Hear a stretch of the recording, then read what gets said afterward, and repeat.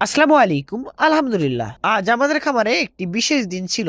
আমাদের বাড়ির ঠিক পিছনে যে ছোট পুকুরটি আছে, আমরা পরিকল্পনা করে রেখেছিলাম আজ সেখান থেকে জাল টেনে কিছু মাছ বিক্রি করে দেব। পুকুরটি আকারে ছোট হলেও মাছ ধরাটা ছিল আমাদের জন্য অনেক বড় চ্যালেঞ্জ।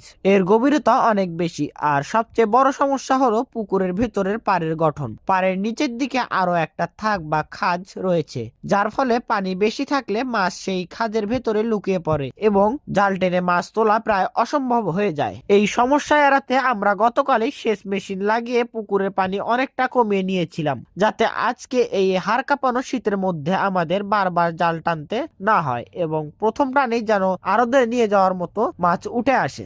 আজ খুব ভোরে খামারের নিয়মিত কাজগুলো শেষ করেই আমরা পুকুরে নেমে পড়ি। লক্ষ্য ছিল একটাই, যাতে মাছগুলোকে নিয়ে দ্রুত সময়ের মধ্যে আড়তে পৌঁছানো যায়, কারণ আপনারা জানেন দেরি হয়ে গেলে আড়তে ঠিক দাম পাওয়া কঠিন হয়ে যায়। প্রচন্ড শীত আর কাদা পানি উপেক্ষা করেও আমরা আমাদের পুকুরে জাল টানলাম। আলহামদুলিল্লাহ, আমাদের পরিকল্পনা সফল হয়েছে। পানি কমিয়ে দেওয়ায় আমরা খুব সহজেই মাছগুলোকে ধরতে পেরেছি।